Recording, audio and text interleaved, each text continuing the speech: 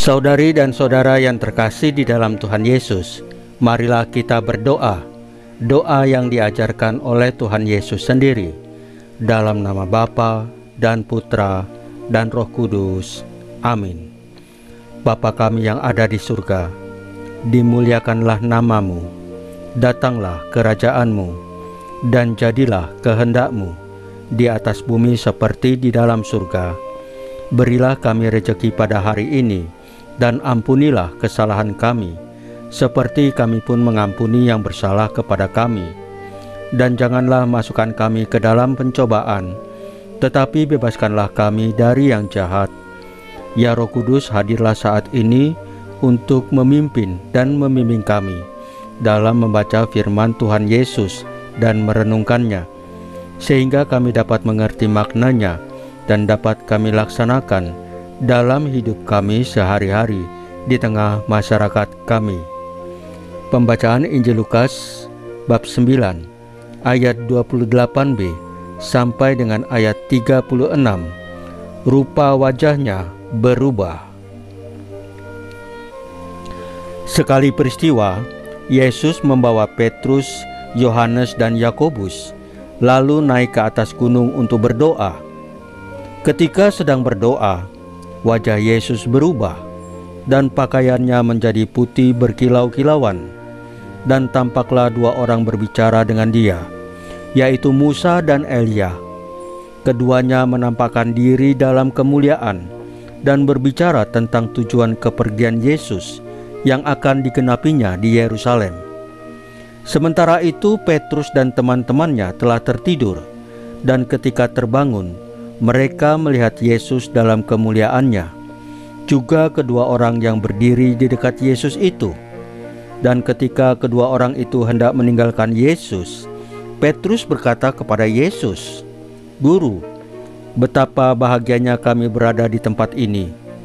Baiklah, kami dirikan sekarang 3 kemah, 1 untuk engkau, 1 untuk Musa, dan 1 untuk Elia." Tetapi Petrus tidak tahu apa yang dikatakannya itu. Sementara Petrus berkata demikian, datanglah awan menaungi mereka, dan ketika mereka masuk ke dalam awan itu, takutlah mereka. Maka terdengarlah suara dari dalam awan itu yang berkata, "Inilah anakku yang kupilih, dengarkanlah dia." Ketika suara itu terdengar, nampaklah Yesus tinggal seorang diri. Murid-murid itu merahasiakan semua itu, dan pada masa itu mereka tidak menceritakan kepada siapapun apa yang telah mereka lihat itu. Demikianlah sabda Tuhan. Terpujilah Kristus. Saudari dan saudara yang terkasih di dalam Tuhan Yesus, dalam Injil hari ini kita mendengar kisah yang menggetarkan hati, yaitu saat Yesus berdoa di atas gunung. Rupa wajahnya berubah. Sebuah peristiwa yang bukan sekedar keajaiban, melainkan wahyu. Sebuah pernyataan lembut dari surga bahwa Yesus bukan hanya guru, bukan hanya nabi, tapi sungguh anak Allah yang datang untuk menyelamatkan kita. Wajahnya berubah bukan karena cahaya dari luar, tetapi karena terang kasih Bapa yang menyala dari dalam dirinya. Dan disitulah kita diundang untuk ikut berubah, untuk ditransfigurasi, bukan lewat hal besar dan mencolok, tetapi dalam hal yang sederhana, dalam doa yang hening, dalam kesetiaan menjalani hari-hari, dalam setiap pilihan untuk mengampuni, mencintai, dan tetap berharap, meski luka belum sembuh. Mungkin wajah kita tidak akan bersinar seperti Yesus, tetapi hati kita bisa berubah. Tatapan kita bisa menjadi lebih ramah. Senyum kita bisa menjadi obat. Kata-kata kita bisa menjadi penguat bagi yang letih. Disitulah Tuhan berkarya melalui manusia biasa seperti kita. Maka hari ini, mari kita bertanya dalam diri kita, apakah wajahku selama ini mencerminkan kasih Tuhan? Ataukah justru menyimpan lelah yang tak terucap, yang kecewa yang dipendam, atau luka yang belum pulih. Tuhan Yesus tidak mencari kesempurnaan. Tuhan Yesus hanya mengajak kita naik ke gunung, tempat perjumpaan, tempat keheningan, tempat di mana terang kasih-Nya bisa mengubah kita.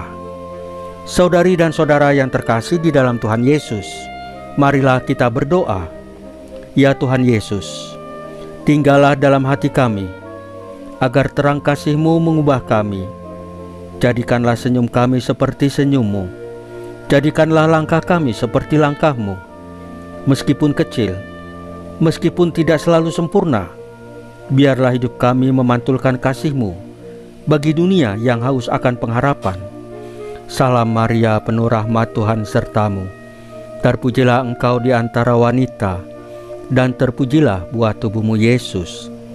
Santa Maria Bunda Allah, doakanlah kami yang berdosa ini, sekarang dan waktu kami mati.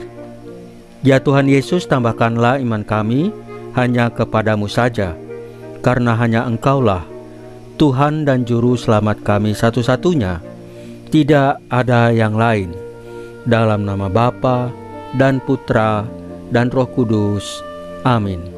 Saudari dan saudara yang terkasih di dalam Tuhan Yesus, bacaan firman dan renungan hari ini sudah selesai.